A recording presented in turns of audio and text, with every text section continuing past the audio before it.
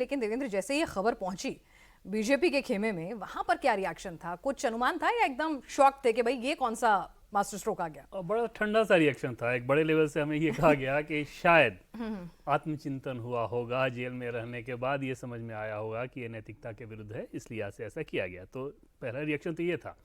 लेकिन निश्चित तौर पे बीजेपी के लिहाज से अगर आप बात देखें, दिल्ली बीजेपी के हिसाब से देखें, तो उनके लिए आप कह सकते हैं कि ये अनएक्सपेक्टेड शॉक ज़रूर रहा होगा।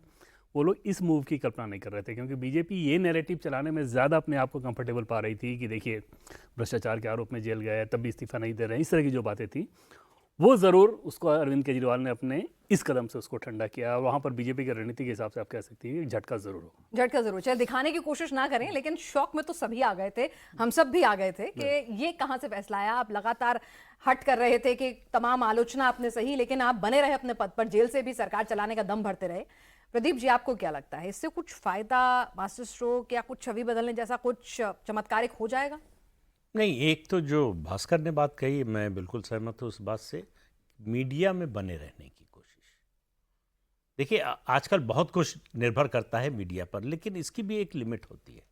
ओवर एक्सपोजर जो है वो एक समय के बाद आपको नुकसान पहुंचाने लगता है। आप राजीव गांधी का समय याद कीजिए, उस समय दूरदर्शन नहीं हुआ करता था टेलीविज़न मीडिया के नाम पर, तो जो उनका ज़्यादा एक्सपोजर हुआ वो धीरे धीरे मजाक बनने लगा और उनको नुकसान पहुंचाने लगा। अरविंद केजरीवाल के साथ ऐसा होगा कि मुझे नहीं मालूम, लेकिन हर चीज़ की एक लिमिट होती है। ये इसका नुकसान अभी अभी हाल में जो चुनाव हुआ है, लोकसभा चुनाव, उसमें प्रधानमंत्री को भी हुआ है। वो जो इतने सारे इंटरव्यू दिए उन्होंने, तो ओवर एक्सपोजर जो है, लोग उबने लगते हैं। सबसे बड़ी बात ये है, आप अच्छी बात बोल रहे हैं, खराब बात बोल रहे हैं, हमारे पसंद की बोल रहे हैं, नापसंद की बोल रहे हैं, ये गौड़ हो जाती है और लोगों को लगता है अरे यार फिर से ये रोज़ रोज़ हो रहा है। तो एक चीज़ तो ये होती है। दूसरा, ये निश्चित रूप से जो देवेंद्र ने बात कही कि ये एक शॉक ट्रीटमेंट है, मतलब जो बात कोई एक्सपेक्ट न कर रहा हो वो कर दीजिए। और मुझे लगता है इसमें एक फैक्टर ये भी है कि उन्होंने जेल में रहकर देखा, कैंपेन चलाया लोकसभा में कि जेल का जवाब जो है वोट से दीजिए। तो उनको उम्मीद थी, पार्टी को उम्मीद थी कि बहुत बड़ी सिंपैथी मिलेगी, सिंपैथी नहीं मिली। अब चुनाव में बहुत ज़्यादा समय नहीं बचा है, तो विक्टिम कार्ड खेलने का एक और मौका, एक और चांस लिया है उन्होंने। कितना फायदा, मतलब इसका नुकसान तो नहीं होने वाला, ठीक है, फायदा तो कितना सवाल होगा यह है कि फायदा कितना होगा। तो उसकी वजह से उन्होंने किया है। दूसरा, विधानसभा अगर भंग कराते इसके साथ ही तो थोड़ा इम्पैक्ट ज्यादा हो जाता, आप ज्यादा सीरियस नजर आते कि आप जल्दी चुनाव चाहते हैं। You mean business? हाँ, अब आप जो बोल रहे हैं वो पॉस्चरिंग ज्यादा लग रही है कि आप एक पब्लिसिटी के लिए, एक स्ट्रेटजी के नाते, हर पार्टी स्ट्रेटजी बनाती है, उसमें कोई खराबी नहीं है, लेकिन वो कन्विंसिंग लगनी चाहिए, विश्वसनीय लगनी चाहिए। तो अगर विधानसभा भंग कराने के साथ ही ये घोषणा करते तो उसका इम्पैक्ट ज्यादा होता जी। और फिर आगे बात करेंगे कि कौन हो सकता है, कौन क्या हो सकता नहीं, है। वो अभी बिल्कुल वही सबसे बड़ी बात है कि अब भाई ये जो केजरीवाल जी ने फैसला तो ले लिया, खुद नहीं, मनीष सिसोदिया नहीं, बचे हुए 60 में से कौन इतना विश्वसनीय है उनकी नजरों में जिसको गद्दी सौंपी जाए और जो भरत की तरह से खड़ाऊ रखकर वापस आने पर कह दे सब तुम्हारा? देखिए, आम आदमी पार्टी के पास में कुल अरविंद केजरीवाल और मनीष सिसोदिया मिला के 60 विधायक अभी हैं। 2 विधायक पार्टी छोड़ के चले गए थे, एक बीजेपी में, एक कांग्रेस में।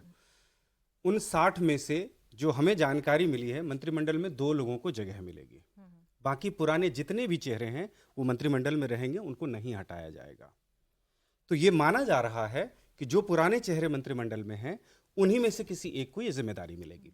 अब उनमें से कौन ऐसे हैं जिनको ये जिम्मेदारी मिल सकती है, तो पहला नाम आता है आतिशी का। अभी भी सरकार में देखिए तो सबसे बड़ा कद उन्हीं के पास में है, सारी प्रमुख मंत्रालय जितना भी है, इंपॉर्टेंट मिनिस्ट्री, सब उनके पास में है, और एक महिला होने का फायदा है। तीसरा, दिल्ली सरकार और अधिकारियों के बीच में जो अनबन चलती रहती है उसको बहुत अच्छी तरह से मैनेज कर रही है बनिस्पत सौरभ भारद्वाज। हमने देखा कि सौरभ भारद्वाज जैसे ही मंत्री बन के आए थे और सर्विसेज में किस तरह से अधिकारियों के साथ अनबन हुई और बवाल मचा बहुत।